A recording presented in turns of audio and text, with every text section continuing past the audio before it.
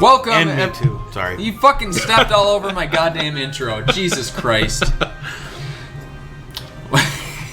Welcome, everybody, to the second episode of the Tim and Andy Show here on retrovolve.com. And you might notice that the audio isn't quite as clear. Well, I guess that might be bullshit. Clearer for me. Yeah, it's clearer for Tim, but yeah, we're actually recording this live at my apartment. We usually do it over Skype, but today we're doing it live and in person in my apartment, and we have to use one microphone, but hopefully it'll still turn out okay. I'm sure it'll still sound fine. Yeah, either that or nobody's listening, so it doesn't matter anyways. Right. So we're literally doing this podcast for my cat that's sitting perched on the countertop here, I think. 2 feet away from us. Yep. So we've got an audience of some sort, so... He doesn't seem very amused, though. No. He just... Yeah. Whatever. Anyways, like I said, this is the Tim and Andy Show, the second episode of the Tim and Andy Show. You can find us on YouTube, hopefully on iTunes soon, if Apple will stop being fucktards and just let me upload my podcast. But... anyways, for now you can find us on YouTube, but check us out, or look for us on iTunes throughout the week. We might end up showing up at some point. But we are here, as promised last week. We are going to deliver on our promise to talk about the Cho Aniki series, which I know you're all just dying to hear about. We did post a video of it yesterday about me and Tim's first reaction to the game, which was highly entertaining, wouldn't you say? Oh, yes. Yeah, it was a very, very unique experience. That's a pleasant way of putting it. Unique experience. Right. So go check that out on the YouTube channel. And of course, later we are also going to be discussing our top 10 wolf-inspired games, which I can guarantee you nobody else on the internet has done a top 10 wolf-inspired games list ever. So we got that coming up, but I wanted to sort of just start out the show this week just by kind of talking about some of the stuff we have on Retrovolve. As far as our written content this week, people that have found us on YouTube or potentially iTunes may not know that Retrovolve is more than just our audio and video content. We actually do a ton of written content on our page. And I think most of this week has been me and Tim putting up a lot of various bullshit. On Monday, I wrote a little thing about Ocarina of Time and how I really enjoyed my time spent in the world of Hyrule, at least the version that is present in that game, and just kind of how I think that really influenced my childhood. It is kind of more one of those cheesy, sentimental type of pieces, but I had fun doing it. I'm sure you've played Ocarina of Time. I think everyone has in some form or another. Yeah, I mean, it's kind of one of those that everybody's played, everybody knows about. So. Well, it's one of the greatest console games of all time. Right, and like I prefaced in my intro to that article, I was like, I realize everybody's been beaten to death with fucking Ocarina of Time coverage throughout the years. But it's still an important thing to me, even as far as I kind of try to stray away from just beating that dead horse and just going the cliche route of, oh, we're going to talk about Zelda games. It's still important to me. And we don't like to beat horses here at Retrovolve. We do not. We try to stay away from that as much as possible and talk about horses that haven't been beaten yet. Yeah, we're very animal friendly here at Retrovolve. I didn't know what the word ocarina meant until Ocarina of Time, to be honest, now thinking about it. I don't even think I knew exactly what it meant until... probably till the point in that game where you get the ocarina and you're like, oh, it's like a potato-shaped flute. Okay. I'm not even sure how it's pronounced. Is it ocarina or ocarina? I think it's both. I think it's kind of one of those things. It's whatever you want it to be. I don't think there's been a definitive... I pronounce it David. Yeah. David of Time. Yep. That's what we're sticking with. We also got some other stuff up this week talking about the Internet Arcade that is recently posted on the Internet Archive. Over 900 in-browser arcade games, which is phenomenally freaking cool. Have you had much time to really mess around with it yet? I haven't taken a look at it. I've read the article, but I haven't taken a look at it yet. I play my arcade games on MAME. Right, and honestly, it's basically just like an in-browser version of MAME, but a lot easier to set up for people that don't much more user friendly than having to like configure MAME. Right, and yeah, but it runs off of MAME. But from what I played, I haven't played much of it, but it works pretty well. So I really dig it. I think it's a fun little way to preserve, especially a lot of these lesser known games that are maybe good games, but just people haven't played yet. They haven't been released on a million fucking compilation discs like Dig Dug and Pac-Man have throughout the years. So it's a good way to go back and revisit some older classics that maybe you might have forgotten about. So I really dig it. I think it's pretty cool. They have some obscure games like a Donkey Kong. Donkey Kong? What is that? I think you might be I think it's called Monkey Kong. Monkey Kong? Okay. Yeah, I no. I saw that up on there. What would a Donkey Kong? That's just stupid. Yeah. You're clearly remembering that wrong. I don't. Anyways, going away from Tim's nonsensical, made-up, gibberish arcade games, I did post a video review of Croc, Legend of the Gobos, which is very different from most, if not all, the video reviews I've done so far on the site, in that I hated this game. I hated it intensely and passionately. It's very bad. Yeah, go watch the video, retrovolve.com, you'll see it right there. I can't explain it anymore. I just get angry talking about it, so I'm just going to try to avoid that. You already did that. You already put in your time having to explain how awful the game is. Exactly. And we actually did do some really deep investigative journalism by obtaining a phone record of a phone call that took place between a Sony executive and a programmer that worked at the studio that developed Croc. We really dug in deep. We worked with the NSA to go back and get this audio footage, so I think you'll all be really interested to hear. Some deep throat, like government Watergate cover-up stuff. Yeah, exactly. And we did it at Retrovolve. We're just that serious about being really... We just want to bring you the information. We're that committed to journalistic excellence that we went the extra mile to provide you with that coverage. So go check that out. I think you'll be fascinated by it. Other than that, just a little bit of news on... I guess we can jump right into that. I was going to do that after, but we had a little piece on Majora's Mask being re-released for the 3DS next year. I think something we all saw coming.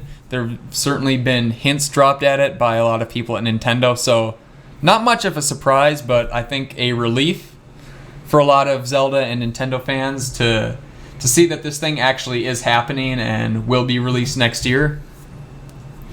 I think as soon as Zelda 3DS hit, I was pretty sure that Majora's Mask would follow, just because it has the same assets in the game. Right. It wouldn't be hard for them to do it. And much in the same way of how the original was developed. I mean, they pretty much reused all the assets from Ocarina of Time and just kind of reworked them into this new game. So yeah, not terribly surprising. I am interested to see how they handle it. I know, I don't know if it was, how do you say his name? Eiji Aonuma? I don't know. Something like that. He's the producer of the Zelda series. I think it was him in an interview said they would consider taking out the time constraint element of it if they were to re-release it. So I'm interested to see how that would work. Why would they take that out? That's the whole game. Right. And I mean, for me, that's kind of what intimidated me from the game, but even though I haven't played the game through to completion, I played it, and I just don't see how it would function without it, because it's a crucial element to so many parts of it. I want to go on record as saying that I fucking hate that game. Really? I really hate Majora's Mask. I played it all the way through to completion, but it is my least favorite Zelda game in the series. The last third of it felt like a chore to me. I am not a fan. I love Ocarina of Time, but not Majora's Mask. Yeah, and it does seem to kind of be a polarizing game for Zelda fans. A lot of people like it for the kind of darker tones that it takes that you don't see in a lot of the series, which I actually think is kind of a cool... Oh yeah, the art direction and darker feel was great. Yeah. Unfortunately, I'm not really qualified to speak on the game as a whole. Like I said, I haven't played it through to completion. I've had many starts with it and just haven't finished it for whatever reason, but I will be picking this up and I will absolutely go through and finish it. And you had mentioned that you thought maybe like the last segment of the game was a little tedious. Perhaps that's a complaint a lot of people had about the game, and like the Wind Waker HD re-release for the Wii U, maybe they'll sort of remedy that to kind of make the process go along a little smoother. I hope so. Yeah.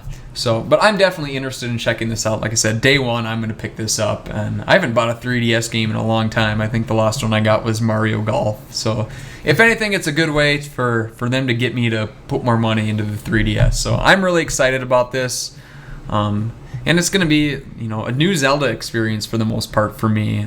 For a lot of people too. I think a lot of people passed it up. Yeah, and.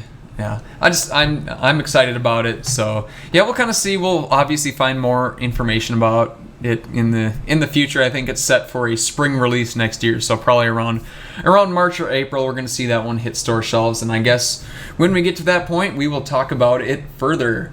The last few things we have on the site this week are two things by Tim, and I guess I'll kind of let him kind of take over and talk to you about what those are all about. I just did some quick video reviews of one game from my childhood, Journey to Silius, and how it literally marred my body, gave me a scar, because, just read the article. And then also I played Sunman, which is a prototype game that was never released, and gave that a quick look. So check those out. Yeah, we had a brief discussion about this right before the show, and I just thought it was so hilarious. The game was developed. Both of these games actually were developed by Sunsoft, and in this game, Sunman, they just named the superhero after their developer, which I thought was like so lazy but completely hilarious. Yeah, definitely.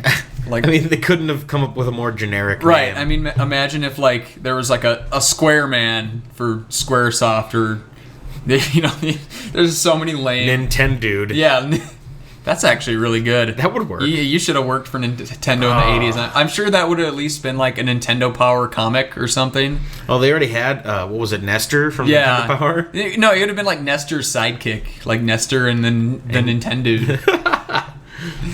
If only. Well, there's a couple of interesting one interesting parallel between Sunman and Journey to Silius, and that's they were both intended to be licensed products from Sunsoft and lost their license through development. Journey to Silius just ended up making it to store shelves, but Sunman actually was in a warehouse until a few years ago. Yeah, and Journey to Silius was based off Terminator, correct? Yeah, it was supposed to be a Terminator game. Yeah. It really makes you wonder, like, the records say, like, they lost the rights halfway through development. I almost wonder if they just didn't, like, start making the game without the license, and they're like, oh, no, they'll be totally fine with it, and then, like... Well, and that's weird, too, because we ended up with, like... The Terminator game that did get released for the NES is just a piece of shit. It's so bad. And the Superman game, I don't think anyone would argue that it's a great NES game, the one that came up from Kemco. Yeah. I liked it, but I liked anything Superman at the time, so whatever. But this, I think if they would have polished Sunman and actually released it as Superman, would have been a better game. It would have been something along the lines of Sunsoft's Batman game. Yeah. And everybody go to the YouTube channel, or you can find it on retrovolve.com and watch this video. It is really entertaining just how bland and unfinished Sunman is. Just they reuse the same enemy sprites the whole time, and like the last boss that Tim plays in it is literally just a purple missile. It's not actively attacking you, it just sits there and you have to attack it. You're supposed to destroy the missile base by literally fighting a missile. A stationary missile that's in no way intending harm upon you. I almost wonder if that Superman game was originally supposed to be tied in with the movie that came around that time, The Quest for Peace, because that was all about getting rid of nuclear weapons. Yeah. Probably not, but maybe. It could be. I almost wonder if they just didn't know like copyright law was a thing, and we're like, we're just gonna make a Superman game, and then halfway through, like somebody's like, you can't just make a Superman game. And they're like, we're Sunman. It's Sunman. Yeah, that makes sense. Go with Sunman. But yeah, all entertaining, good stuff on retrovolve.com this week. Obviously, gonna have a lot more coming up this week. Is there anything you've got in the works that you want to tease? I'm probably going to be doing another one of these quick video reviews in beginning of next week, and just looking at a 16-bit game that I really like that probably no one this side of the ocean has heard of. So All right. look forward to that. That's a great tease for next week. And as for me, I literally have no idea what I'll be doing next week. This is as far ahead. The sentence I am saying now is as far ahead as I've thought. So we will leave it at that for this week's sort of Retrovolve recap and news segment.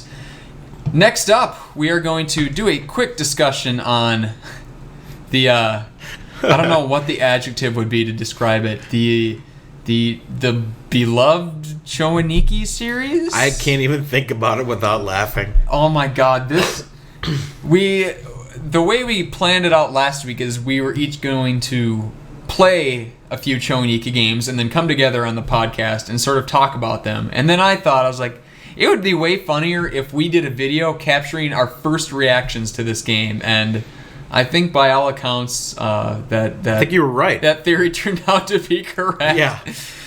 Because, wow, I was anticipating weird, but the level of weird in this game was so far beyond anything I had anticipated. Yeah, definitely. I mean, I had seen screenshots of Cho Aniki games, but I wasn't prepared. I don't think you can be prepared. No. And I guess to rewind a little bit, for those who have no fucking idea what Cho Aniki is, what we're talking about, what's kind of a good elevator pitch version of the game?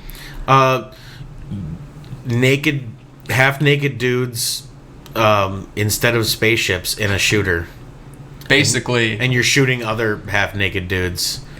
But the weird thing is, it's not like just half-naked dudes. It's like half-naked dudes like as squids with like extra legs, and some of them have robot penises. And oh yeah, it goes way out of left field. Yeah, it's super fucked up, but it's good. It's not a bad game. Yeah, I mean, I wouldn't say it's a great game, but it definitely functions. It's playable. Yeah. If you're really into difficult shooters, you could do a lot worse. Difficult shooters and pectoral muscles. If you're into pectoral muscles, you couldn't do any better. This game it's certainly a very unique franchise in gaming. I can't think of anything that even in any way compares to it at all in terms of its presentation. It is truly bizarre. Yeah. So, yeah, we're not going to talk too much about it on the podcast. If you haven't seen that video yet, check it out. Right, yeah. We'll kind of let the video speak to itself. I really feel it's something that, in order to truly appreciate, you have to watch the video and see just these ludicrous visuals for yourself. It's something you won't forget, and I'll just leave it at that. So go check it out. It is on our YouTube page and, of course, on retrovolve.com. So with that said, we're going to take one quick break before we jump into our next segment. I know you're all eagerly anticipating which order we are going to place our top 10 wolf-themed games in honor of the great and almighty Werewolf, The Last Warrior. So we'll see you right after the break here on the Tim and Andy Show on retrovolve.com.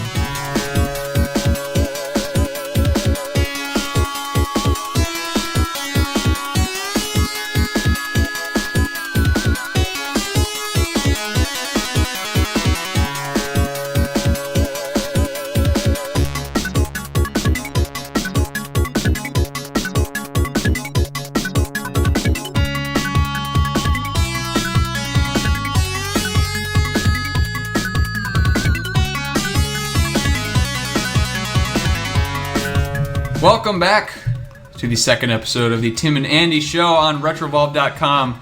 We're here to talk. I can talk, I swear. Sometimes. A countdown of our favorite wolf-inspired games of all time.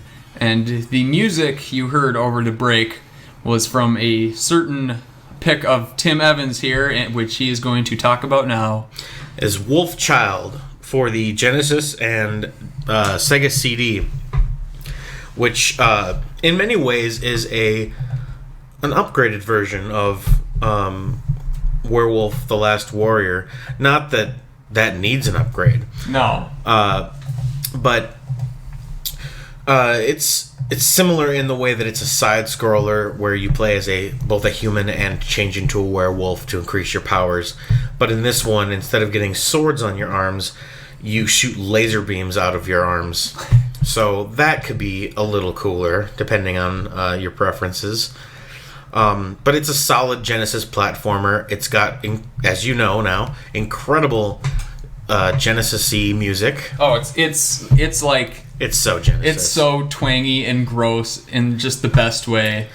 The Sega CD version has CD quality sound, which is still very good, but doesn't quite have the charm of the Genesis sound chip. Yeah, I would agree with that.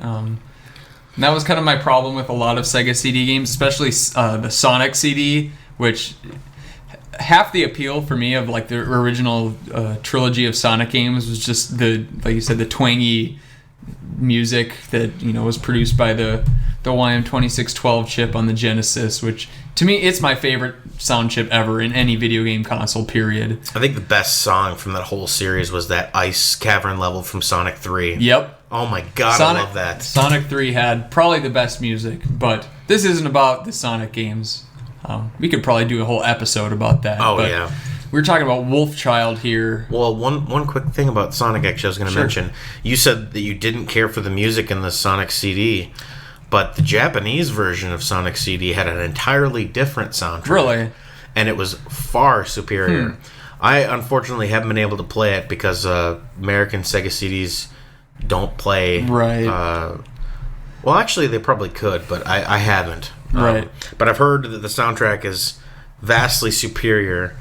And I've heard it from people who I believe, so... Well, it's not even so much that I didn't like it, it's more just... It didn't have the same sound as the other Sonic... It was good, but it didn't have that endearing twanginess that the original cartridge, Sonic games had, but... Yeah, apparently neither of them sounded like that. They were both CD quality audio, so... Which is fine, it's just different, and I like the sort of chiptune sound better. Change is hard. Exactly. As fitting as this is, being it's 2014, and we're... writing and talking about 20 and 30-year-old video games. Speaking of change is hard, we should talk about your next wolf-based game. Well, first, before we do that, I want to talk a little bit more about Wolfchild. Oh, fair enough, yeah. I didn't actually play this. I watched maybe like 10 minutes, if that, of a YouTube video about it, just before we did this podcast, actually, and just... The animation in this game is so fucking hilarious and awesome. The Sega CD version. The Genesis doesn't have an animated opening. That's true. I guess I'm referring to the Sega CD version. But that qualifies. Yeah. We're not talking about any specific system necessarily. No. But just the cinematics in it. The opening cinematic where it's a news reporter talking about this... I wasn't even paying attention to what he was talking about. But it's just so funny. Like, he'll say one line and then it'll pause for a few seconds as the CD data loads into it. This week, this was destroyed. And it was bad. And a bunch of people died. Yeah, and just awkward silence. And then... horribly in an explosion. And it's so great. And then afterwards you see the main character. Do you know what his name is? It just Wolfchild, the name? I don't know. He looks like someone from a glam rock band from the 80s, though. Yeah, I compared him to early 90s Lex Luger from the WWF when he was riding around in the Lex Express and body slamming Yokozuna. I think that's a much closer comparison. My first thought was Dee Snider. Yeah, it's like a buff Dee Snider Lex Luger combo. Very buff. In fact, he's...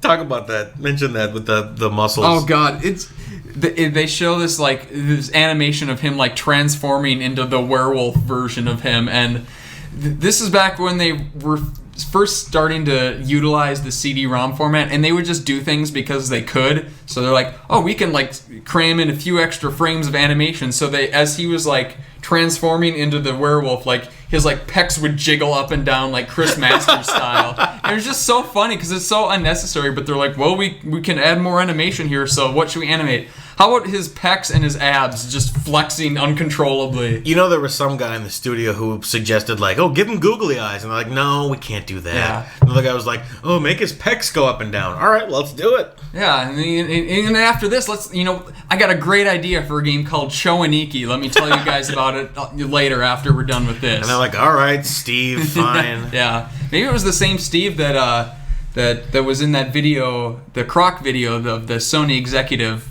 It could have been. Actually, I wouldn't be surprised. Man, we are just bastions of journalistic integrity and thoughtfulness here at Retrovolve. We really dig deep to get this information that nobody else has. That's what we do. Or just ignorant speculation. Either one, I don't know. No, it's journalistic excellence. Yeah, clearly. Anyways, that's all I've got to say about Wolfchild. I didn't get to play it, but from the gameplay, it kind of just looked like a platformer from the day, but I don't know. It's got charm to it. Yeah, it does, and just the music and the presentation to it just all looks really phenomenal. So it's, I think, one that when I eventually get around to obtaining a Sega CD, I want to play that. I mean, I'll play the Genesis version too, like you said, but the Sega CD just looks so ridiculous. The animation makes it. Yeah, it really does. So I really dig what I've seen about this game so far. It's going to be one I'll have to kind of dive into further in the future. But with that said, I'm going to go on to my first pick then, and I think what I'm going to start off first with is Wolfenstein 3D. Oh, yes. And literally this doesn't have much of anything to do with wolves other than it has the word wolf in the title, and being that this is just a stupid criteria for a list anyways, I was like, what the hell, I'm going to throw it in there just because. It qualifies. Yeah, and it's a damn good game too. It is. It put first-person shooters on the map. Yeah, and it's... I guess they're sort of... I mean, I guess they're not wolves, but you're shooting dogs, at least in the PC version. They had to change it for the Super Nintendo version, because you can't shoot a dog, but you can shoot a giant mutated rat. Yeah. Yeah, but I don't know. I don't really know what all we can say about this, other than it's just a phenomenal game. If it wasn't for Wolfenstein, we wouldn't have Doom. That's right, and if it wasn't for Doom, we wouldn't have Hexen or Heretic or Quake or any of those other games. Hexen isn't a game I haven't thought about in a long time. How dare you? It's a good game, though. Yes, it is. But, yeah, I don't know. I just picked Wolfenstein for this game because there's not that many wolf-themed games out there that are any good, but I decided to pick a name because this is fucking wolf in the title, and there's a lot of great Wolfenstein games. I actually have a Wolfenstein for the Atari 2600. Oh my god, they had that on that? Well, it's a homebrew, and it's based on Venture, which is an old Atari 2600 game, so it's not like first person at all. They basically just tag the Wolfenstein name on it to sell copies, but it's still a damn good game, and I really like it. Nice. So, and I will say that Wolfenstein 3D is infinitely better than the new Wolfenstein game. I bought a PS4, and obviously Wolfenstein was the first game I bought. What was that called? Like the last something? The New Order. The New Order, okay. I heard it was kind of bleh. It's very generic. Every first-person shooter you've played in the last 10 years. I would rather have a game be bad than be generic. Right, exactly. That's the kiss of death on a game. It's like, at least if a game's bad, you can tell they at least tried to do something different, maybe. As opposed to just going down a checklist and going, all right, we have this, we have this, we have this. All right, punch it out. Sounds like a website I know of. Anyways, that's all I really have to say on Wolfenstein 3D. So much has been said. You all know everything there is to say about Wolfenstein 3D. If you haven't played Wolfenstein 3D, it's available on Xbox Live, PlayStation Network, I believe, too. So it's all over the place. Yeah. So good old games, GOG.com. Yeah, I'm sure they have I'm sure it's there. So... yeah, that's my first pick. Just sort of it gets by just on its namesake, but for the purposes of our list, it's gonna make it. But with that said, we will move on to your second pick.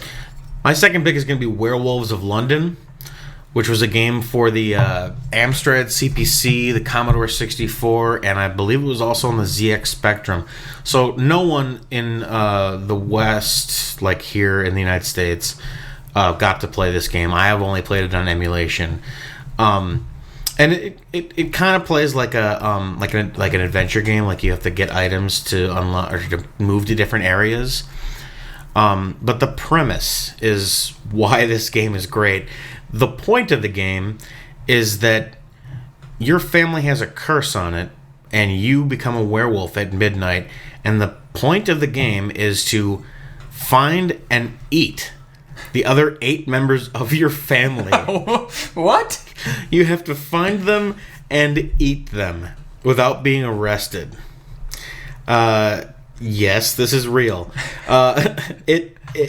you move around. You avoid police when you become a werewolf at midnight, and you move around a fictionalized area of London, and it tells you where to go to find these different members of your family. And when you kill them, you eat them and regain health, and you have to defeat eat all 8 of them. I can't emphasize that enough. You have to eat them in order to win the game. So, in this game, all the other members of your family are just out roaming London after midnight? Yep. Okay. Yeah. Some of them are in their park. Some of them are just walking down the street. But you have to eat them. Which I guess is something you do after midnight in London? I don't know. Why? I've never... So is this presented like a platformer then? It's an isometric view. Okay. And it's just... any kind of isometric game, like 3/4 isometric down from the top down, more to the side than the top. Okay. But if you're a werewolf and a police officer touches you, they put you in jail, and you can either find a hidden crowbar in the jail cell to get out, or they'll let you out when you turn back into a human. I'm not exactly sure how they can wrestle down a werewolf, right? But they manage to. And you can't even touch them. They'll throw you in jail. But no one else seems to care. And in video games, there's always like a hidden crowbar in jail cells. Of course. Always curious to me. Like you'd think, or a hidden key. Yeah, a hidden key. There's always something to get you out of your situation. Or they built a brick in the side of the jail cell that opens the door for some insane reason. Yeah. I also like how they're like, oh, he turned back into human. He's fine now. That definitely won't ever happen again. What happened to the werewolf that was in here? Yeah. I don't know. He mugged me and left. Oh, we'll have to go find him tonight again. In the meantime, you can go ahead. Yeah, I mean, feel free, sir. There's coffee in the break room. Yeah, I honestly know nothing about this game other than what you're telling me. I should have done some research and looked at it. But to be fair, we didn't really do any preparation. I didn't want you to know about it just because I thought the premise would really get you. Yeah. It's such a weird idea, and it makes sense why it never came here. Also, it's not very good. Yeah. It's just the premise is so awesome, I had to mention it. Yeah, I think it gets by on... There's certain games where, even if the game's not great, it gets by on just a ridiculous premise alone, and I think this would definitely qualify for that. Imagine how much better the Addams Family would have been. Right. If the premise was you were Wednesday, and you were supposed to go around and eat the rest of the family. Yeah, any game that encourages the eating of your immediate family members, it definitely interests me and deserves a pretty high spot on any of our list, if you ask me. Well, I never beat the game because I didn't play very far into it, but he's trying to eat them to remove the curse that's on the family. So what is he going to do at the end? Dare I ask? You know what happens at the end? He eats himself? Werewolf: The Last Warrior is what happens. This is actually a prequel. It's a prequel to it. And if it's not, I just established that it was, and now it's fact because he eats the last family member, and he's like, "I'm the last. I am the last warrior. Now I must fight for America. For America. No more heroes, fuzzball. That's your right. time has come." All right, so that is a Werewolves of London. As far as we know, doesn't have anything to do with the song or the movie of a similar title. Yeah, I don't think it does, but it has the exact same title as the song. The naming wasn't coincidence, basically. Yeah. But doesn't explicitly have anything to do with either of those. All right, so with that said, I'm going to move on to my next pick.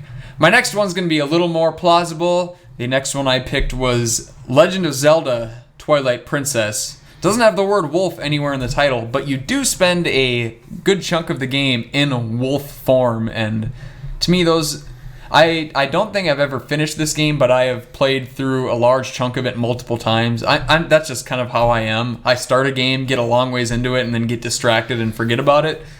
But I played enough of this game to really appreciate it, and at first when I played this game, like my first playthrough, I kind of hated the parts where you're the werewolf because it's like, this is Zelda, I want to be Link. Like this is just a waste of my fucking time being this stupid animal. It felt like busy work at first. It did, but after after a few times playing it, I really did learn to enjoy the wolf segments of it, and did end up having a lot of. It's definitely a unique thing for a Zelda game, to transform into an animal. It's too bad they didn't implement it more.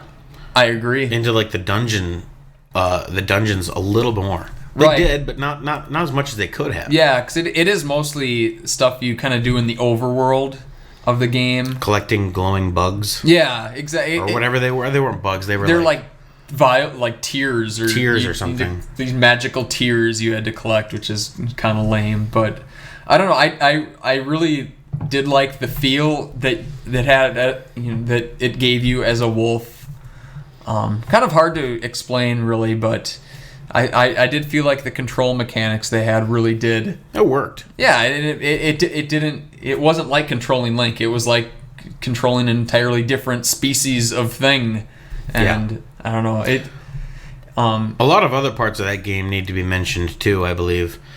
I think for me the most impressive part of Twilight Princess was the way that they added was it orcs back into the game. Yeah. And they had like the horseback battles and stuff. Yeah, that was cool. I remember I was super excited about this game when they first announced it at I think it was E3 2004, where Shigeru Miyamoto came out with a fucking Hylian shield and they showed the footage of Link shooting people on horseback. It looked way cooler when he did it though. Yeah, and but especially after Wind Waker, which I love.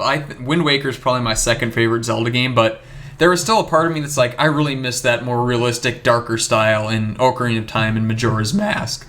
And I was kind of relieved in a sense that they decided to go back to that. As much as I did love Wind Waker, I wasn't one of those people that was like, oh, this is for kids, this is stupid. It's not for kids. Parts of that game is hard. Yeah.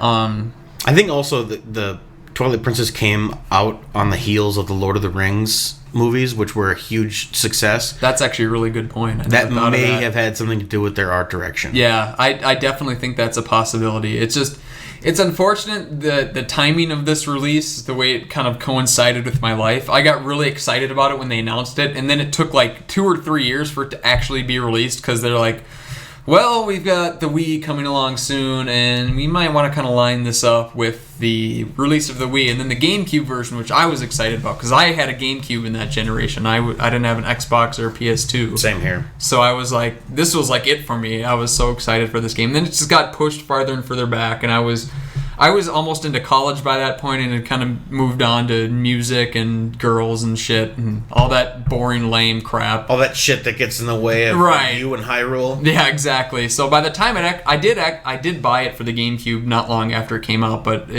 by that point I wasn't as excited about it and barely spent any time with it, and really didn't do much gaming for about 3 years. And it only been until recently that I kind of jumped back into it a little bit. Obviously, never completed it, but in that period of time, I was like really hardcore, more into role-playing games, like turn-based. And so I wasn't gonna get it, but I had a GameCube, and my girlfriend at the time was really into Zelda. Ocarina of Time is her favorite game of all time. So I wanted a game that we could both kind of like play our own separate files, but kind of play and talk about, and turned out that I really liked it. It's probably one of my favorite Zelda games overall. Yeah, I think once I do actually get around to finishing it probably will rank pretty highly for me. Like I said, I really enjoy the art direction. I did end up really liking the wolf sections of this game. It's no Link to the Past, which is my favorite Zelda game. No, it isn't, but it's I don't know, it's still a very solid Zelda title. Yeah. And awesome art direction and all that. I'd say probably art direction wise, it's probably my favorite, just because it kind of expanded on the Ocarina / Majora's Mask style. I did like Skyward Sword, but it was a little too. I mean, I liked it, but it was a little too Van Gogh sort of for me. Yeah, it was also for me personally. I think it was too long. Yeah. I think the game it wore out its welcome by the end of it. But that's a totally separate topic. We eventually, I'm sure, we'll do a top 10 Zelda games list, which inevitably fucking idiots on the internet will be upset about in some way. Oh, and they probably already are, because I said I don't like Majora's Mask. Yeah, exactly. They're probably freaking lighting up their torches and, run to the barn to grab the pitchforks as we speak. So they got to find me first. Yeah, nothing we can do about it now, I and they can find me at retrovolve.com. Plug. I like it. Well done. Cheap pop. Anyways, on to your next pick then. My next pick is going to be another one that's just the name, and that's Werewolf for the NES, which was a Top Gun type shooter, first-person air simulation shooter game. And I had this when I was a kid. I was really into military stuff for a while, so this was a no-brainer for me. But it's really nothing special in terms of its genre. In its story either, really. In fact, move on. This is I'm just kidding. There's nothing really special about it whatsoever. It plays okay, it looks okay, but it has the word wolf in it. And I would say it's called Werewolf, which is a fantastic title. Yeah, it is. Even if it doesn't necessarily reflect the nature of the gameplay. But you said it was kind of like Top Gun for the NES in a way. Is it kind of that same same view? Person? Okay. Yeah, where you hit left and right and it tilts your plane, and then up and down are swapped for moving. Cockpit controls. And I remember I never played this game, but I did play a lot of Top Gun as a kid because my neighbor had it, and it was hard as shit. I don't think we ever knew what we were actually doing, but Top Gun was my hands down favorite movie as a kid. I literally watched it every single day for like 2 years. Yeah, it's a very good movie. Yeah, and I just loved like the planes and shit, and maybe it did have a very Cho Aniki-esque volleyball scene in it. Maybe I'm learning more about myself as I'm just kidding, people. Or is he? But no, I did like that Top Gun game, and now that you say it, kind of relates to. It's not as hard as Top Gun though. There's no landing on aircraft carriers or trying to hit a refueling hose in the middle of the air. Thank God. Yeah, because those are impossible. And I love flight simulator games. That's one of my favorite genres. But the NES isn't the platform to do flight simulation. Well, they were trying something new. Yeah, and I'll give them that. That was a good game, but although I don't know when Werewolf was released, either they were trying something new or they were trying to just copy Top Gun, because it really does feel the same way. Except you're in a helicopter. You're not in a jet. Well, so that's totally different. There is that. I don't know. Like I said, I don't have much to say about this game because I've never played it. Because whenever you die, though. You are treated to a picture before your next life starts of a wolf wearing a Native American headdress. So there is that. All right, we need to take a brief. Talk amongst yourselves. Yeah, just a brief. I just need to look this up. What is it? Werewolf end screen. The end screen might be even better. Oh, it's not coming up.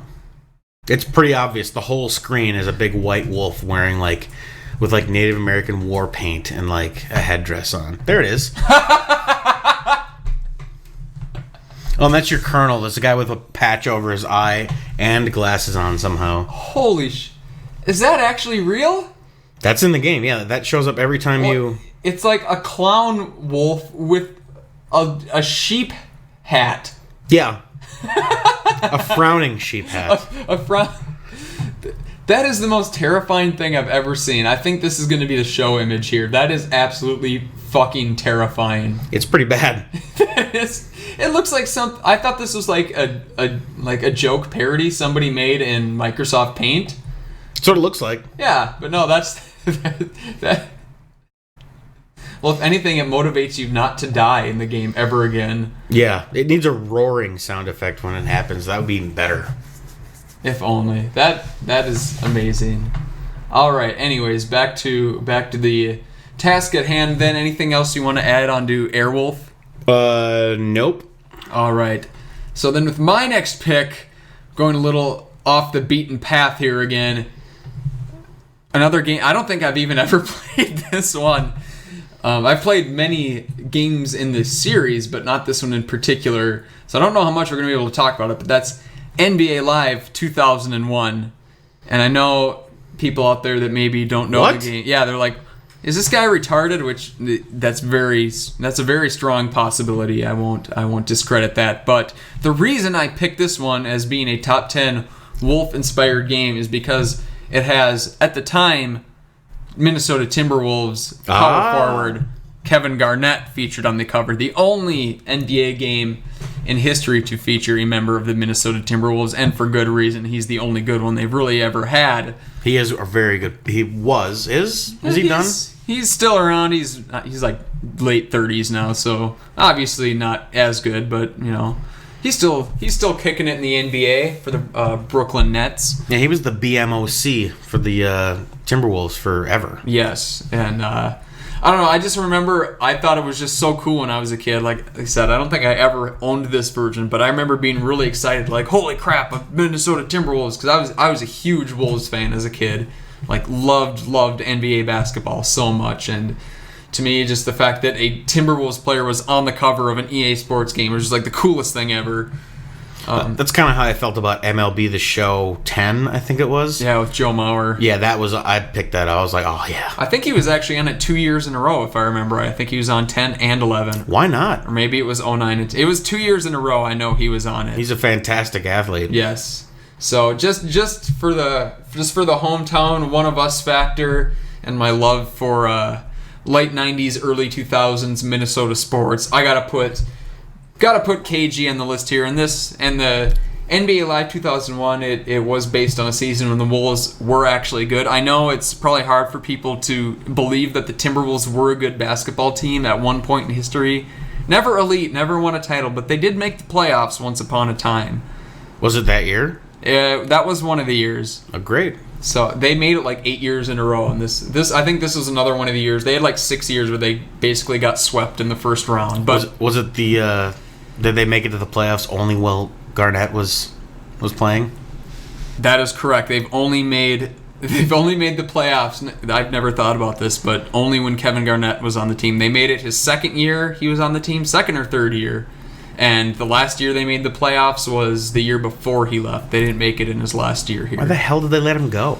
Because they did the honorable thing by trading him to a team that might actually win a championship. Which he did the first year he left. He went to Boston and they won a championship. Oh, there you go. So, yeah, Minnesota sports, what can you say? All right. Well, my next pick, if you're done. Yeah, I have no more to say about that. My next pick is going to be, this is so not, well, it's not quite as out there as your last pick, but it's still pretty loose for this list, and that's Wolverine on the NES, an LJN published game. But it's not a bad platformer. Run for your lives. LJN made mostly bad games, or they didn't make the games, they published the games, but yes. There's a top 10 worst LGN games. Oh man, that would be a pretty easy list to make. Right. They're all pretty bad, but yeah, this was actually, in my opinion, one of their better titles because it's a functional 2D platformer. You get to play as a badass character, Wolverine, even though he's in his darker yellow and maroon outfit, which I've never cared for, but whatever. And you fight through, I think it's 8 levels that make no sense. Like you fight really weird enemies. Like you fight Frankenstein monsters that are wearing visors and crazy shit like that. But it didn't matter for me. I was an X-Men fan. I was a Wolverine fan. So I liked it, and I still like it. I still go back and play it every once in a while. It's like I said, one of the better LJN published games.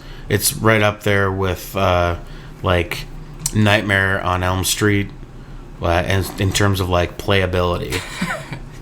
Yeah. And I really like Nightmare on Elm Street. I'm probably the only person who does. I think you might be, actually. I've never played it, so I can't comment, but I don't think I've ever played this Wolverine game. I think it was just an X-Men game, just called X-Men for the Genesis. Yeah, there was 2 of them. There was X-Men, and then there was the Clone Wars, X-Men 2. That's Star Wars. No, this is called the Clone Wars. It was the second. Oh, okay. Sorry. I'm just trying to get you going. No, all right. And it's kind of funny though that they're named I guess no. I'm thinking of Attack of the Clones was the second Star Wars movies, and the Clone Wars is like that animated series.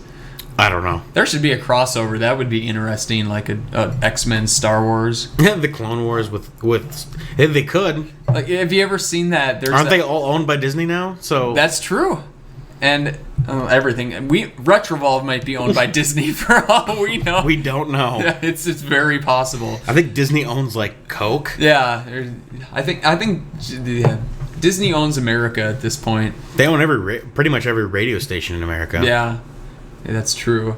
But yeah, I unfortunately haven't ever played this version. I'm not a big comic book guy. It's not that I hate them. It's not something I was ever super into as a kid. But I loved the X-Men cartoon. Oh man, I love that cartoon. Phenomenal, just so good. But it still holds up too. Oh, absolutely. I don't know if it's still on Netflix, but it was for a while, and I remember I watched through it once recently. It's still super enjoyable, but obviously with that, I did really enjoy X-Men games as a kid, even though I don't really know much about the lore and, the history of the characters, to be honest. I just think they're cool characters. The world is really cool. It's just a cool franchise, even if you don't know much about it. It's just a very cool setting with really cool, unique groups of characters in it, which I always really enjoyed, whether it been cartoons or video games. So, well, I think comic book superheroes are the new Greek gods and Greek heroes of today's world. They really are. We've as a society, we've crafted them into these larger than life creatures, even though they're fake. Right. We've melded these together. And getting back to the game, I guess it's not a perfect game. There's a couple of things with it that really bother me. One is that there's no after hit invincibility. So if you're on an enemy or get hit by an enemy, it'll just drain all your health in one go. Yeah. Which really sucks. Another thing is that your claws aren't out as Wolverine. That's kind of a bummer. You can bring them out with the select button, but then if you attack enemies, you'll do more damage, but you'll take damage. And there's no regenerating health. They didn't include Logan's healing factor in there. So, yeah, that part kind of bothers me. But just don't use the claws, and it's still a pretty good platformer. Yeah, fair enough. It is kind of bizarre, though. It's like you can't use, like...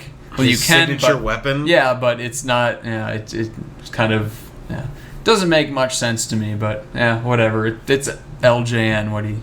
Yeah, I think it was Beam Software that made that one, which they made a lot of crap. Yeah. All right, anything more to add to that one?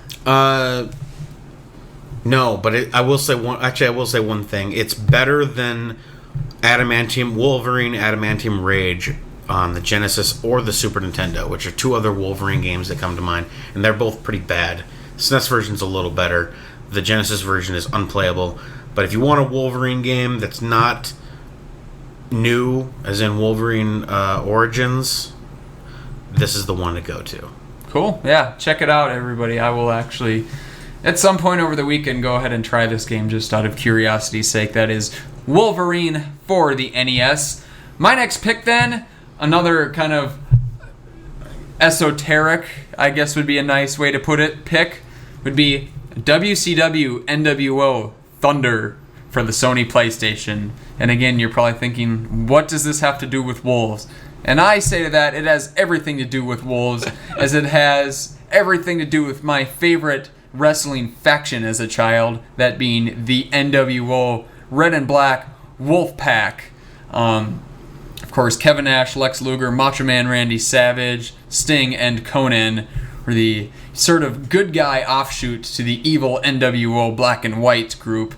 And I actually really liked them. Yeah, they're awesome. Like, a lot of wrestling fans now are like, oh, it was so stupid, it was watering down the NWO brand, blah, blah. Wrestling nerds have really stupid fucking debates with each other about something that's ultimately stupid and pointless anyways. And gamers never do that. No. Yeah, no.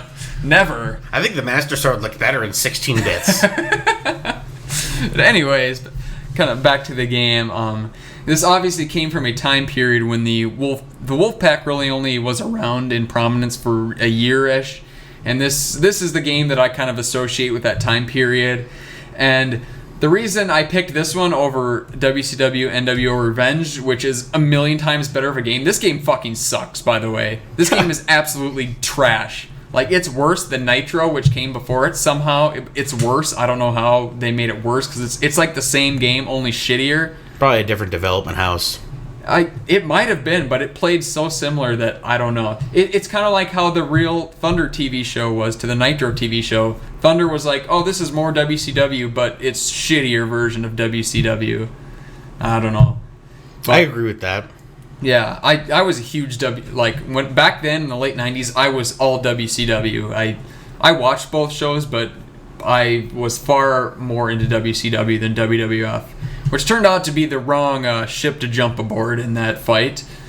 But anyways, I picked this version because it actually let you switch the factions of the wrestlers. And it had no effect besides the little emblem that showed over their character on the character select screen. It didn't change their attire or anything at all. And it affected, like, if you had somebody interrupt in the match, somebody else that had that icon would come out and interfere on your behalf. But being that I love the NWO Wolfpack so much, I changed every single person in the game to the NWO Wolfpack. So literally the NWO Wolfpack was like fucking Kevin Nash, all those guys, Ric Flair, Dean Malenko, Disco Inferno was in the Oh my god. which Disco I guess Inferno. he actually sort of was in the real life Wolfpack to an extent. So that kind of made, but like fucking Raven, he was in the Wolfpack. Fucking like all the secret extra characters, they were all in the Wolfpack too, because I loved the Wolfpack that much. And actually on the cover art for this game, I still have my copy of it, actually. This is PS2, right? PS1. PS1, okay. Yep. This is, I think, in 1998, 99 this came out. And it has the white NWO logo on the cover, but being the avid Wolfpack fanboy that I was, I took a red Bic pen and colored it in so it was red and black to properly represent the superior NWO faction. Awesome. So I actually never have played this game. I never played any of the wrestling games quite from that end of the PlayStation lifetime. yeah, well that's good because these games were horrible because they were like, this was before the SmackDown and the Revenge and eventually WrestleMania 2000 No Mercy games, where the controls were the same for every wrestler, just the moves varied. So like you'd press the grapple button and then a different button that would do a move based on that wrestler's selection. But this was like fighting game style where you had to enter complex fucking Oh, that's stupid. combinations in to do moves, and it was super annoying and it just didn't make any sense for a wrestling game. And I mean, besides that, just this game sucks in so many ways. I can't even begin. I remember I was so mad because they're like, for the first time ever, full entrances for the wrestlers, which is like a huge deal to the, presentation. They got to get licensed music for that stuff too. Yeah, exactly. Especially with WCW, which did a fair amount of licensing, but instead of like, fully model out the entrances and the ramps and whatever else like that, they just showed like a 5-second horribly low resolution clip from a WCW TV show. Oh, that's bullshit. And I was so pissed because like real wrestler entrances, and I guess it was exactly as advertised. Yeah, they didn't lie. Yeah, it was actually just a shitty video of a real life entrance, but I was super pissed off about that. Well, they rectified it later though. They did, and yeah, the SmackDown games that came out after this that were also put out by THQ were phenomenal. I liked the SmackDown game that I played. It was the one that you did a video on a while back. I liked that one. Before that, the only other wrestling game I'd ever played was WrestleMania in the arcades. Yeah, which is a totally different beast. But even that is better than this pile of shit. I hated this game. So, of course, it deserves a spot on the list. But it had good wolf-themed inspiration to it. So it qualifies. Yeah, technically. So that's all I got to say about WCW NWO Thunder for the PlayStation. I believe you have one last pick. And this is one we haven't really talked too much about. Yeah, you'd think, being that we love this game so much, that it would have come up in conversation, but it just hasn't, and I don't quite know why. Yeah, this is kind of obscure NES game called Werewolf: The Last Warrior. Hell yeah! Yeah. And this deserves a spot on our list because it's the best game ever. It's a list. Yeah. It has to feature. And I've been putting a fair amount of time into this game recently because as a kid I was only able to get to like level 1, maybe the end of level 1, maybe level 2. I don't think I ever actually beat the first level. But recently, with the magic of save states and emulators, I've been able to go back and actually, quote-unquote, get further. I know that doesn't really count if you use save states and rewind functions, but god damn it, this game is hard, and I'll do what I want. So I just wanted to see the levels and see the bosses, and yeah, the second level is... The first level is like it's a platformer stage where you go through like a jungle and then go through like a factory-like setting and then fight a slime monster, which, you know, why not? And the second level is like a city drop, and you fight a character that looks very suspiciously like Juggernaut from the Marvel Universe.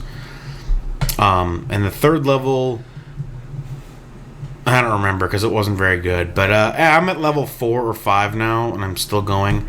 But I wanted to get further, so I've been putting a lot of time into it, and it's starting to feel like I shouldn't have. But you know what? It's Werewolf the Last Warrior, and I don't care. And we totally didn't mention this when we did our top 10 NES games countdown. It literally has the best endgame screen in the history of video games, hands down, period.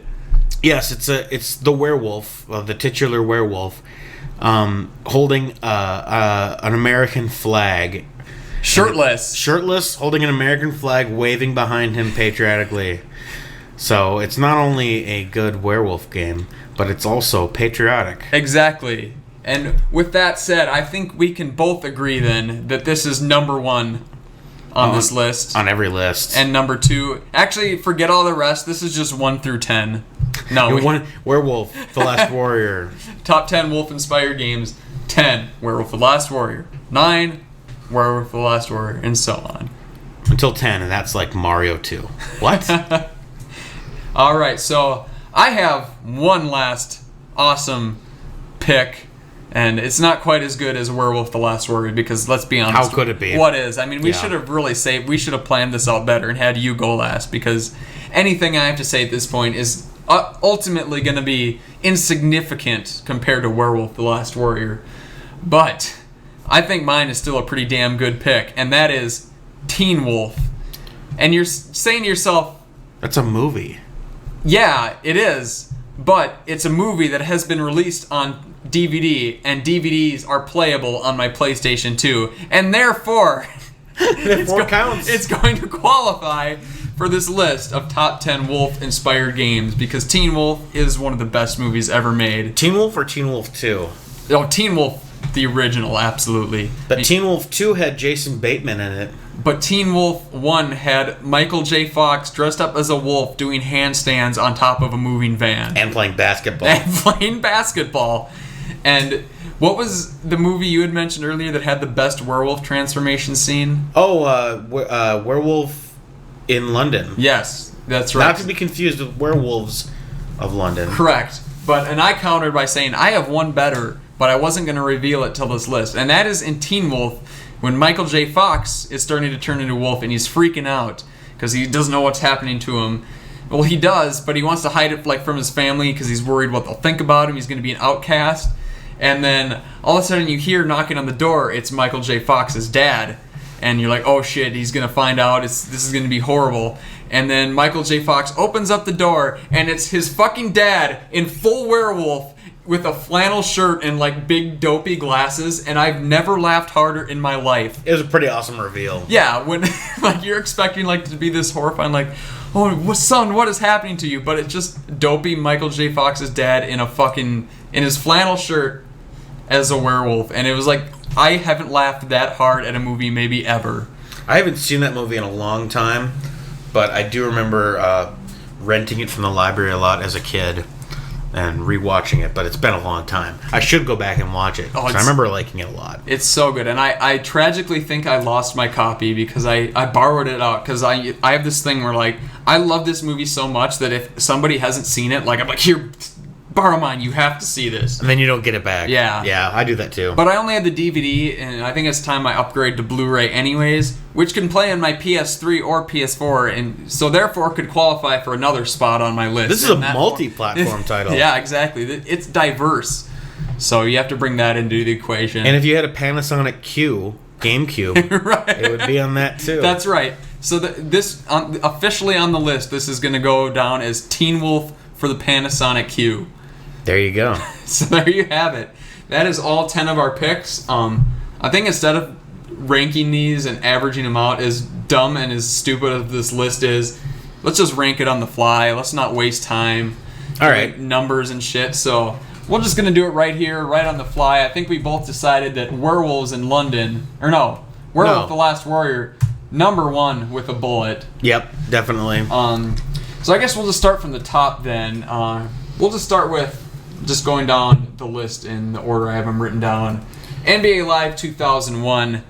I think we can't really say anything up because you've never played it and I've never played it. But Kevin Garnett is awesome. That's got to go somewhere. So I almost want to say,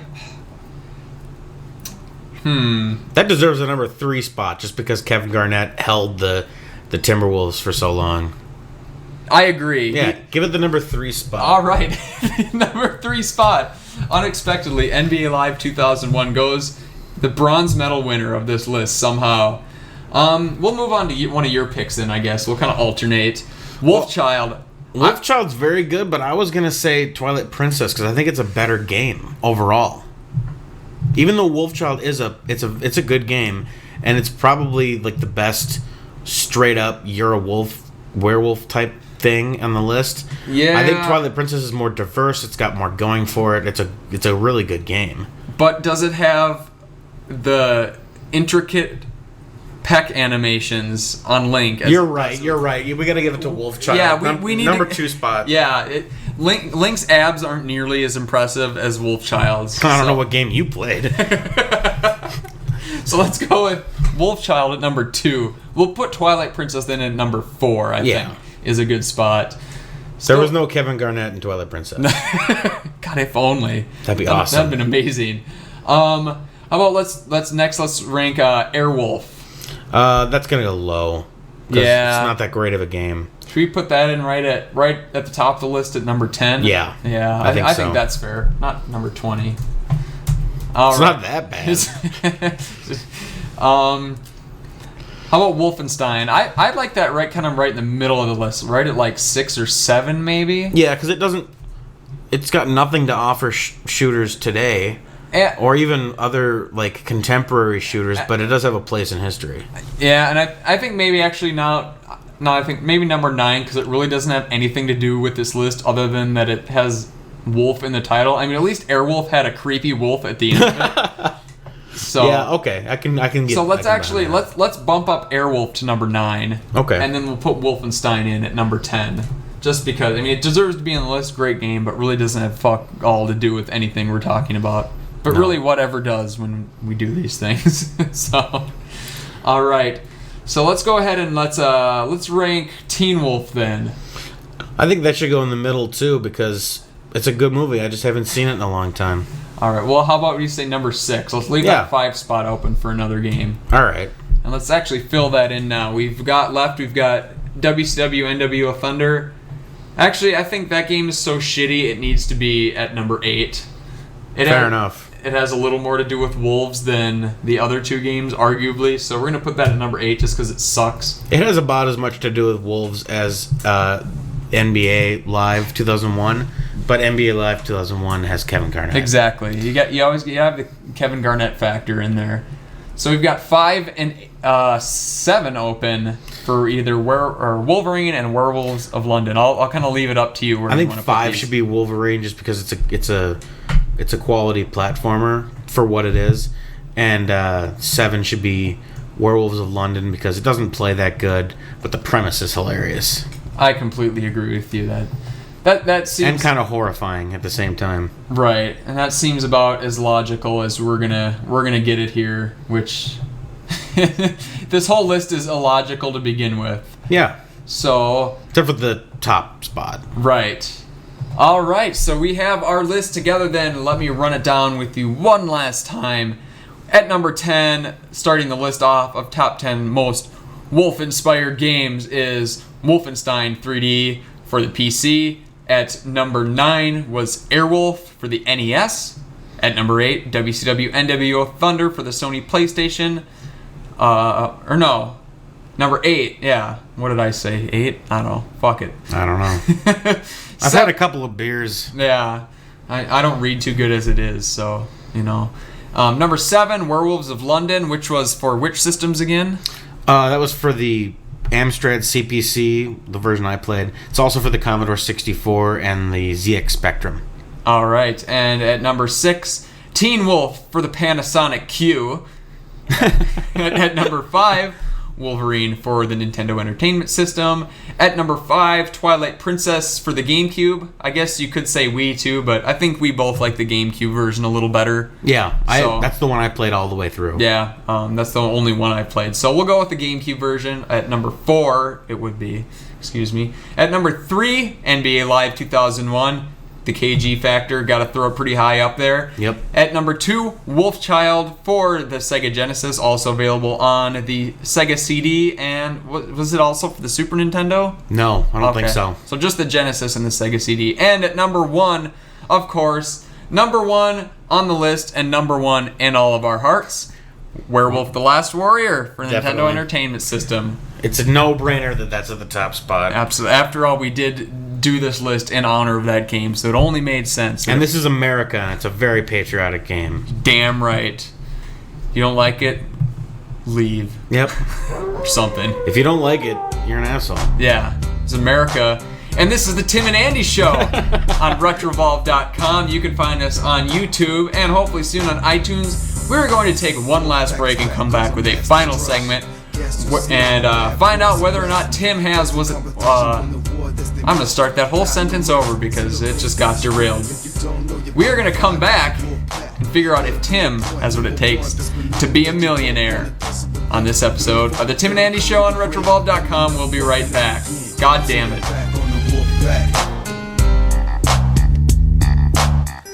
your back on the wolf pack. Don't turn your back on the wolf pack.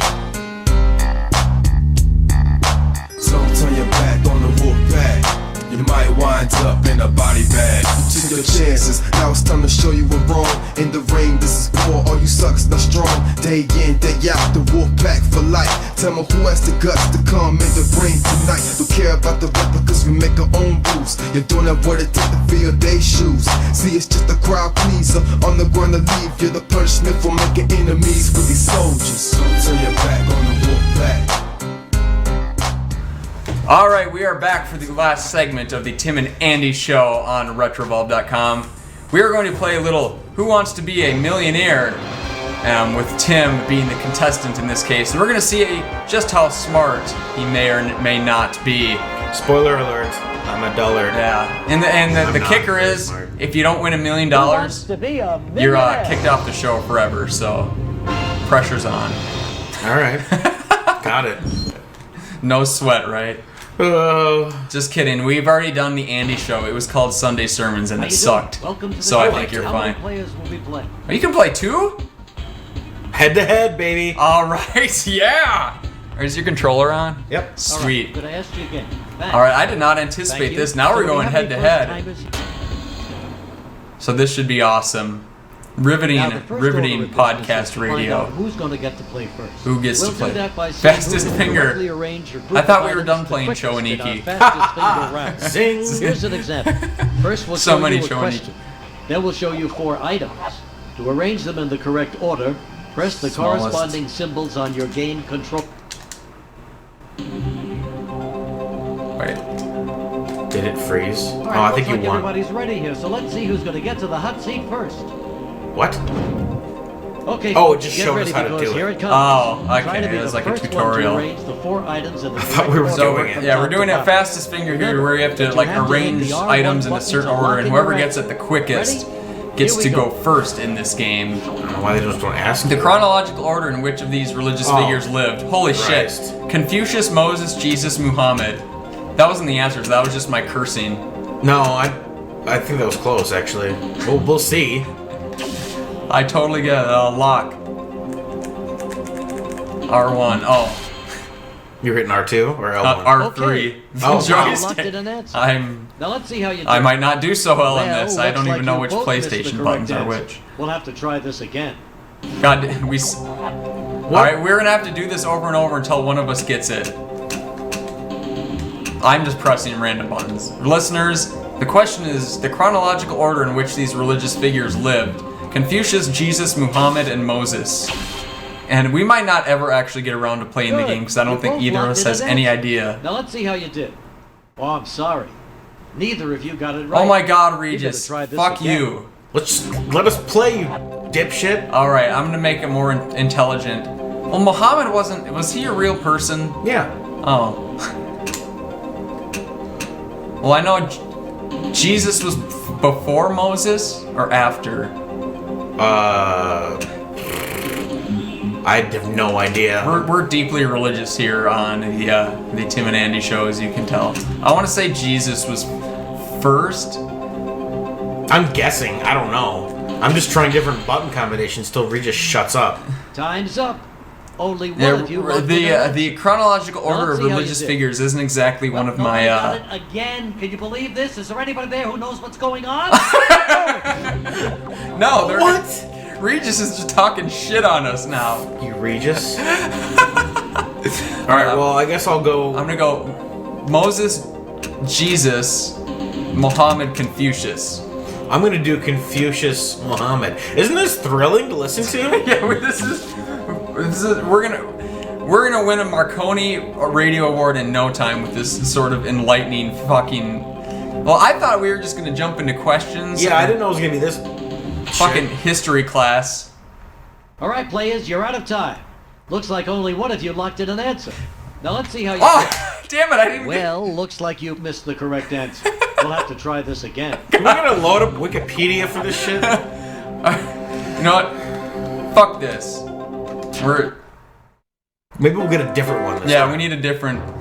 Sorry, if you have the correct answer to that question, feel free to email retrovolve@gmail.com or leave us a comment on this We video. may still be here by the time you email it in. Yeah, Somehow. we're gonna be fucking verified on iTunes Welcome before the to time we show. get this I'm done. Regis. How many are you playing? Thanks. Thank you. So do we have a No, first? we'll just skip that. Yeah. All right, so. Because I think that's the tutorial. Oh right. And I get how this works. Okay, now let's find out. I just don't know Yeah. who's born first. Yeah, we know how the game works. We just don't know things. Okay, folks, get ready because here it comes. Try to be the first one to If arrange it would have the done four just items the in order, correct the order coins top to from bottom. smallest to largest, Yeah, I know would have been that. fine. You But have I to don't hit the know when R1 fucking button to Muhammad lock was in your born. answer. Sorry. Quarter's the smallest, Here right? we go. I'm in Yes. trouble. In order in which these magazines were come first on! published: Sassy, Popular Science, Rolling Stone, Saturday Evening. Fuck this game, right? I went Saturday Evening Post, Sassy, Popular Science, and Rolling Stone. Tim went with Sassy.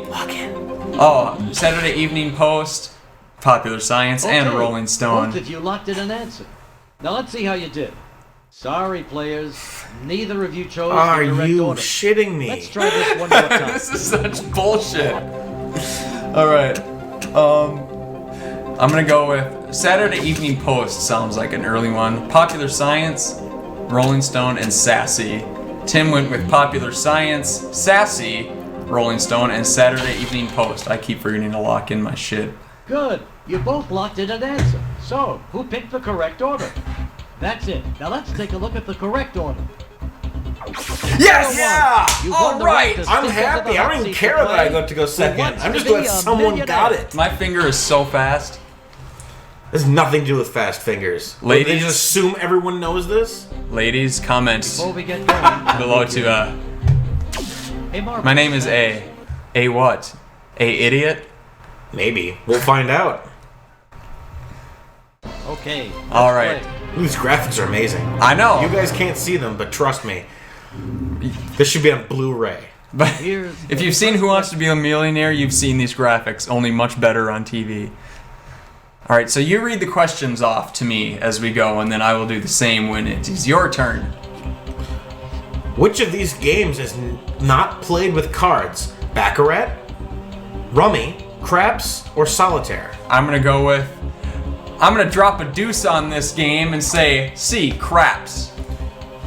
You say it's C. Yes! That's it. I don't know what Baccarat is, but I was almost certain craps. Did not use cards.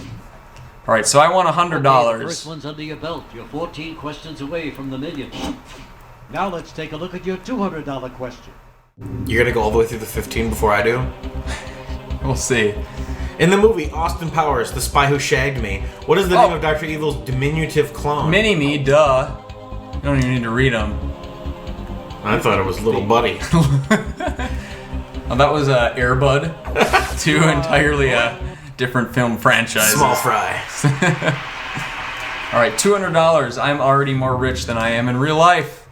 Sad as that is. $200 in your pocket, and now you're just 13. Doing Who Wants to Be a Millionaire on podcast radio doesn't exactly pay the bills too well, if you know what I'm saying. What mathematical term is used to describe the average of a series of numbers? Median, mode, majority, or mean? Just like you, Tim, the answer is mean. Oh! See what I did there? Yeah, I That saw was that. not very creative, but it's the best I got. And you are That's correct. Yes. What if we both get to $1 million and this episode's like 4 hours long? Then we gotta You're go on to the fire. physical You're up challenge. to $300. Into the ring. And we're not talking about like a wrestling video game. We're actually gonna set up a wrestling ring in my apartment and fight to the death. What is the name of the mountain where the mythological Greek gods live? Olympus. Jupiter, Duh. Vesuvius, Olympus, or Valhalla? Confident it's Valhalla is awesome, but that's not Greek. No. I know my power metal, okay, people. You are correct. Was Valhalla Norse, right? Yes. Yes. It's like the place where Norse warriors go when they die. Sovngarde, if you played Skyrim. Yes. Valhalla For the big is $1,000 the question, topic check it out. in every Amon Amarth song ever made, ever. Thank God. What is the national animal of Australia? Koala, kangaroo, platypus, or alligator? I feel like kangaroo is the logical choice, but it might be koala. You gonna use I'm a gonna- lifeline? I probably should. I'm gonna go with my 50-50 here. Please. See, if this was America, it'd be easy, and obviously Werewolf, the Last Warrior. Okay, 50-50. Computer, please. Or might be the alligator. I like his voice. Computer, take away two of the answers. Son of a bitch. It always does that, it knows. You have 15 seconds. Alright, I've got koala and kangaroo left. I'm just gonna go with instinct. The most obvious kangaroo. If I fuck it up, whatever. It's So you're fake going money, with the- fake you happiness, fake joy. All my life is fake. And you couldn't be more right. Yes. You could be. If it was Werewolf, the Last Yeah. Warrior. Well, it's not necessarily the national animal. It's like the representative animal of the entire Earth, Yeah. but especially America, which is basically Hey, look at Earth, this, the only part of Earth that $1,000. matters. Very Duh. nice. And you've reached a safe haven. Simply put, the $1,000 is yours to keep no matter how you do. No matter how you do. No matter how you do. Now for $2,000, take a look. All right. Now I think this is where it starts getting hard. Again, this is Who Wants to Be a Millionaire, not Cho Aniki. How many $100 bills does it take to equal $1 million? 1,000? Oh God. 5,000? Math. 10,000? Or 100,000? Well, so they're sick. 1,000, right? I can't tell you the No. answer. 10,000. You say it's C. And you're absolutely right. Ding, ding, ding, That's ding, just ding. foreshadowing to my $1 million winning question is what that is. A money question. So that's what they call foreshadowing in the business. Amateurs out there. We're internet radio Hey, way to go. professionals, You're up to clearly. $2,000. We know what Chekhov's gun and foreshadowing means. Yeah. $4,000. And at least we Here think we do. Yeah. I'm not quite clear on Chekhov's gun, but I got the idea.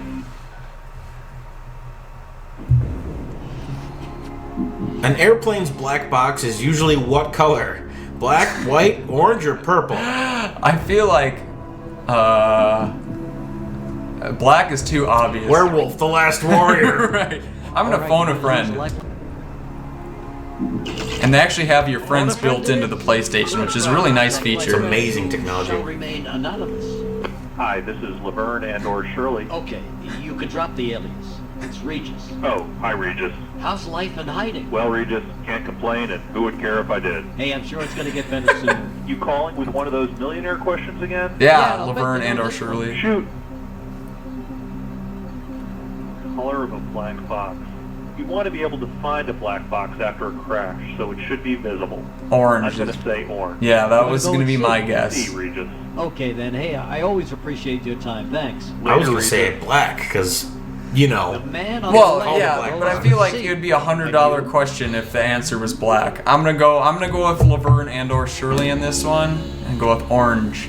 That was my first instinct, but I've never Common actually seen one. device. I've never been in a plane crash, thank God. yet. Or, I mean, thank You are Werewolf. correct. All right, got it. Thanks, friend. PlayStation box friend guy. That guy recorded more unique audio than Regis did for this game. He just says the letters. I think he recorded more unique and interesting audio than we Okay, ever you're have in our $4,000. entire. Just 8 questions Yeah, away from the that's probably true. Easily, I'd say it's not even close. But he didn't talk about Werewolf the Last Warrior, so Well, we still got more questions. that's true. What is the best game ever made? For $800,000. Which American colony, known for its religious tolerance, did Roger Williams found in 1639? Not to be confused with the one he founded in 1637. Shut up. It's not real. No, I have no idea who he is. I'm gonna have to ask the audience. I have literally no idea. Very well. Let's ask the audience. Where's your cat? See what he says? Yeah. Oh, he's sleeping. All right. So the results were 34% for Massachusetts, 40% for Rhode Island, 18% for Virginia, and 8% for Vermont. I'm gonna go with Rhode Island because it's a fairly obscure state that probably not many people know about, and maybe that's why I don't know the Is that your answer. final answer? Yes, final answer. It's asking for it this time. Weird. So you like what most of the audience chose. Yeah, I follow the crowd. And you're absolutely right. Hell yes. Nice. All right. Well, now I'm. They're out of lifelines though. Yeah. Now I'm flying without a net here, so climbing without a rope. Sorry, we're going for $8,000 here. Point now. You've won $8,000. 7 questions to go. All right, halfway there. Now, how about that $16,000 question? My career is a joke. Don't talk about Regis that way. All right. I'm a big fan. What is the last letter of the Greek alphabet?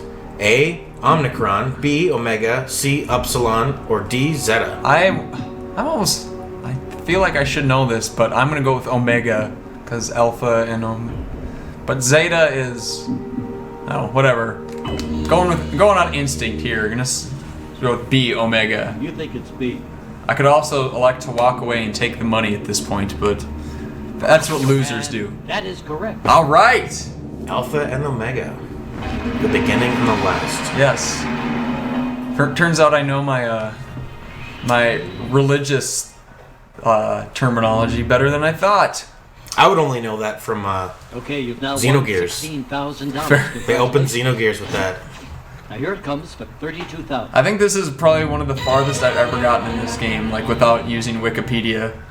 You cheated? I have. I've played this game alone and cheated. That's how sad. Who is the patron saint of animals? Oh, Saint Jesus. Isildur of Seville, Saint Anthony of Padua, Saint Francis of Assisi, or Saint Joan of Arc? I don't think it's Joan of Arc. I oddly know the answer to this. It's really weird. I'm gonna walk away and take the money. Well, the bad news is you're quitting. It's The good C, news right? is you're quitting at the St. top. Francis of That was Assisi. gonna be my Let's guess. take a It's look at just the it has the correct word ass in it, and I'm juvenile. Damn it! I Thank would've you, gotten Ricky it. Gervais. He taught me that. All right, well, $16,000. I'm okay with that. That's I think you're gonna beat me. That's not great, but it's not bad either. Wish I had $16,000. Yeah, God. That'd be awesome. We wouldn't have to fucking Pay to the order of. Who wants to be make a podcasts with millionaire? a shitty website anymore. Hey, you still would. Oh, I totally would.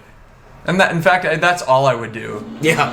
I would just sit in my fucking boxers and just review Werewolf the Last Warrior all day. I'd have a Werewolf the Last Warrior stream. Alright, so I think it's gonna be you now. If not, it should be. If it's you again, I'm just gonna take your controller and do it. Hi, Regis Yeah. here. Thanks for playing. I don't know why it had us do the fastest finger when it's just like... We're just only gonna make it one player anyway, What's your so. name, by the way? And Tim is going to Thanks be for- as... Not ass, just the AS. I was gonna do ass, but I didn't know X was just gonna clear me out. I thought I was gonna go to the next letter. So I'm as. ass. He attempted to be juvenile but Let's take a failed. look at your That's first pretty bad. That is. Can't even be juvenile. Alright, so I will read you the questions this time. Alright. I will play the role of Regis Philbin. What disease does a carcinogen cause? A. Cancer, B. Influenza, C. Emphysema, or D. Ebola? Actually, it's heart disease. I'm gonna go with A. Cancer. Okay, you're going with A? Yeah, Regis, don't. Yeah, I hit it, dude. Just. We all know these You are are the correct. fucking easy bullshit questions. Alright, $100. What is your name? As. You won the As. 100. But before you pat yourself on the back, Suddenly he's Christopher Walken. Yeah. To go. Now let's take Imagine if they would have had Who Wants Oh to my Be- god, I would watch it every It'd day. be the best show ever. Alright, what is the proper nautical use of an anchor? To catch large fish, to calculate water depth, to hold a ship in place, or to damage other boats? As much as I want to pick Yeah. D, I'm gonna go with. Yeah, notice it says see. proper nautical use, not Oh, not not ideal like nautical Not use. fun Okay. nautical Yeah. use. I'm gonna Regis Philbin, freaking party And you pooper. couldn't be more right. If it wasn't the correct answer, I was gonna have to really seriously take a step back and evaluate my life. If the question was how would Werewolf Okay, the Last you've got Warrior $200. use a boat anchor, D definitely would have been the correct Okay. If choice. two men named Tim and Andy did a show about Nintendo games, where would Werewolf the Last Warrior match up on the list? A1, B1, C1. Alright, who is the twin sister of Dear Abby columnist Abigail Van Buren? Martha Stewart, Dr. Ruth Westheimer, Ann Landers, or Miss Manners? I'm gonna go with Ann Landers. Stupid sexy Landers.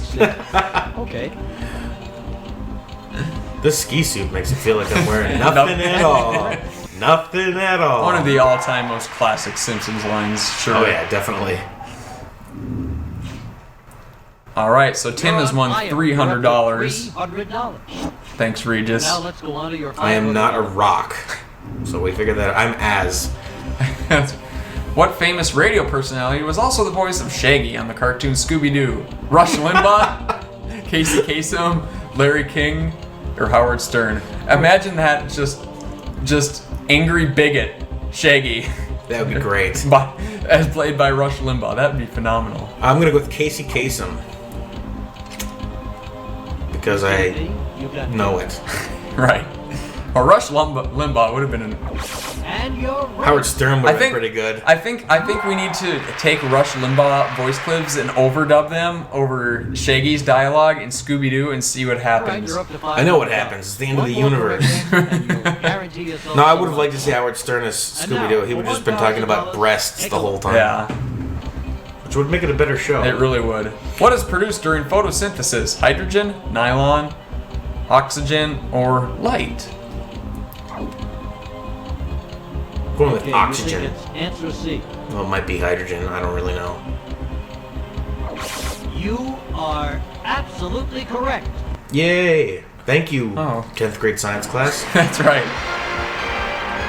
To be honest, if there weren't multiple choice options, my response would have been chlorophyll. Yeah. More like borophyll. Yeah, that was great. Classic. You won $1,000. You have no idea. I waited for an entire year in 8th grade science class to be able to say that, and then I dropped it and nobody laughed. I was pretty pissed. You went to school with a bunch of Fucking ingrates. What is it from? I don't know either. Billy Madison. Oh yeah, that's right. Classic. I'm an ingrate. Classic American cinema. What is the name of the Newtonian law that states an object in motion tends to stay in motion? The law of inertia, the law of thermodynamics, the law of relativity, and the law of gravitation. I'm gonna go with A, the law of inertia. Final answer. I think we're kind of ruining our gimmick here. I think we're not quite as stupid as maybe we'd, He was hoping that I was gonna be really dumb. Yeah, I was hoping this segment was gonna last like 30 seconds. I guess the first segment where we couldn't figure anything out, where we had to do the fastest finger bullshit, might have exposed us a little bit. Yeah, but we're not following it up with that. That's true. Now that we're not getting bullshit questions, I think the second one we got, we only took twice. So What color was Jesus' underpants? none. Jesus doesn't wear underpants because he likes to party. He's a free baller. In the original Get Smart TV series, what is Agent Maxwell Smart's codename? Agent 86, Agent 89, Larrabee, or the Chief? I'm gonna go with a lifeline. I'm pretty sure it's A. I think so too. Pick a lifeline. Gotta do the phone a friend. That's the best one. Okay, a friend we shall phone. I know just the person to call for this question. We'll call Why does my he get friend to whose pick? name I cannot mention. Because I guess they wanted to add some more voices to it. Regis, You have a millionaire question for me. are you ready? For you, Regis, of course. Oh, terrific. Here it is. Suck up. I tell you, after some of my experiences with the Witness Protection Program, I just don't find that show funny anymore. It's too realistic. Except where Maxwell Smart talks to his shoe, my agency liaison has trouble tying his. Let's answer the Smart with question, 86, numbnuts. I think my guy's 00. That's the answer, though. A. All right, sounds good. Thanks for helping us I out. thought No so. problem. Bye-bye. I'm gonna go with Bye, him. Regis. Agent 86 is going to be My Tim's nameless answer. friend says it's A. How about you?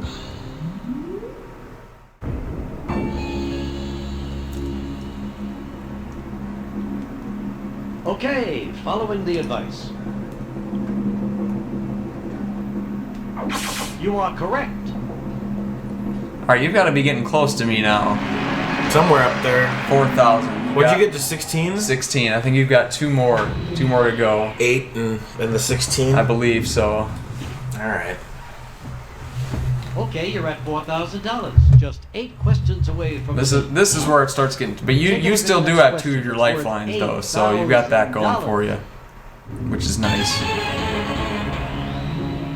I think you did too, though. At this point. Yeah, maybe. In a game with no wild cards, what is the highest possible poker hand? Straight flush, royal flush, full house, and 4 of a kind. I'm gonna go with Royal Flush, B. I think that's too easy. Come on. Okay. And you are correct. All right. And you have played cards. You have played cards once in your life. Congratulations. Here's $8,000. I wish it was that easy.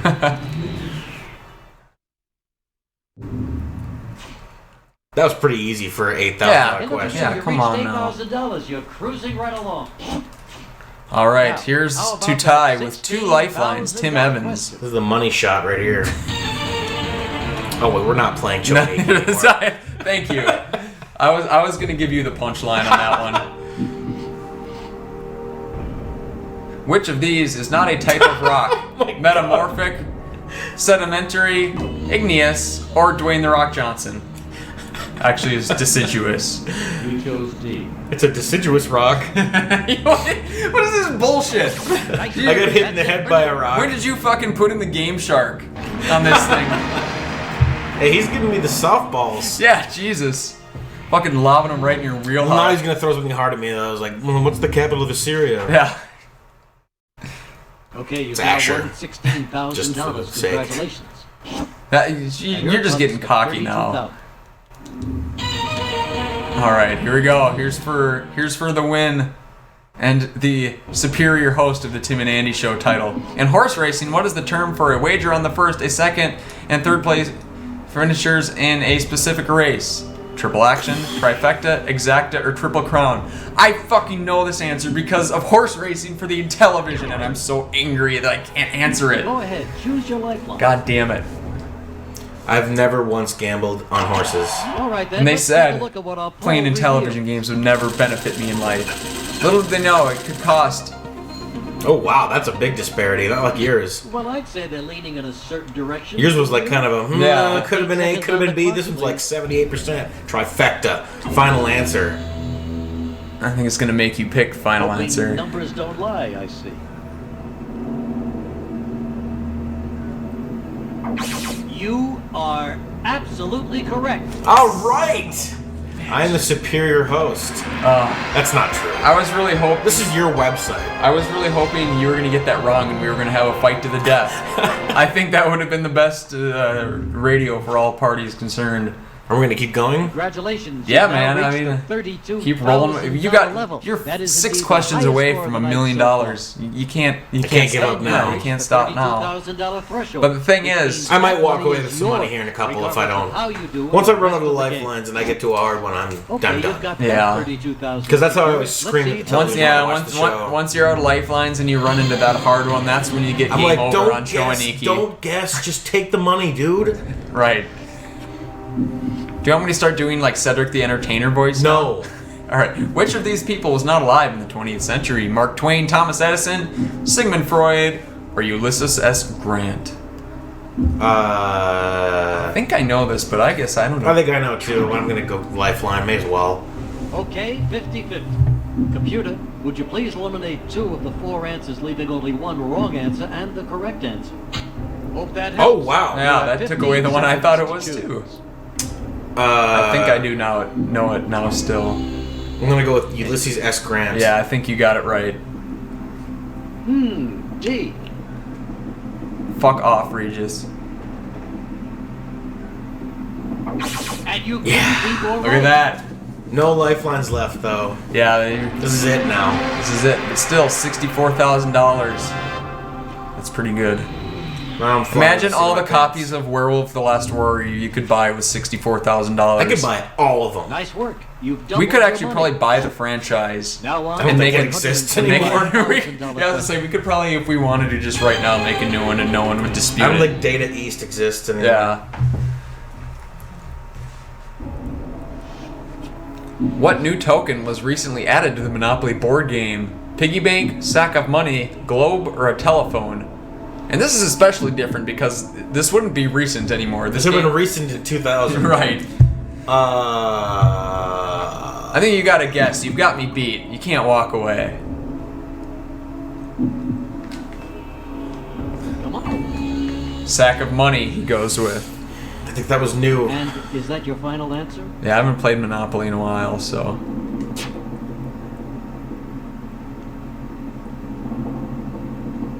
So you're going with B.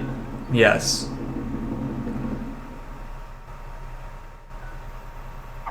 Oh, absolutely right. yeah! Sack of money. How fitting is that? You win a giant sack of money by answering sack of money. We had Monopoly 2000 when I was a kid, and it had a telephone in it, but You're doing great. You're now at 125,000. 3 more to a million. Only 3 more correct answers to win it all. This is riveting Now for radio. $250 Oh, yeah. million. Take a look.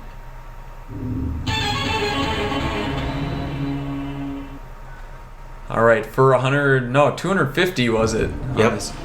250,000. In 1986, Libyan leader Muammar Gaddafi drew a so-called line of death over what body of water? The Gulf of Sidra, the Gulf of Oman, the Red Sea, or the Persian Gulf? I'm gonna go with D, Persian Gulf.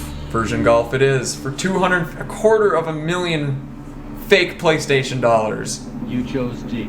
Fake station dollars. Very nice. I'm so sorry. That's the wrong answer. What is the right See answer what the then? correct answer was. Gulf of I don't even know what that is. I think he just made it up. I still walked away with $32,000. Pay to the order of as. You You didn't spell your deserve name it. right. You've It's been not in for yours. The highest score of the night. Perhaps you should come back again sometime for another little Perhaps you should rendezvous suck me. and join me in a round of Oh wait, we're not Wait playing. for it. Who Wants to Be a Millionaire? The one fucking cutscene they bothered to capture Regis film in. They probably just recorded on a VCR off television right. too. He didn't even know How this game much existed. longer do I have to be in this recording booth? Yeah. Fucking A. This is bullshit. This game is bullshit. Anyways, that's gonna be it for this episode of the Tim and Andy Show. Winning the round of Who Wants to Be a Millionaire was Tim with 32,000. I finished with 16,000. But really, in the Tim and Andy shows, it's you, the listeners, who are the winner. Oh yes. That's it for this time. We'll be back next week with another great, fun-filled werewolf something. Extravaganza. Yeah, Werewolf Extravaganza episode. Thank you again so much for listening. You can find all episodes of the show on iTunes, hopefully, on YouTube, and of course on retrovolve.com. And until next week, stay classic, bitches.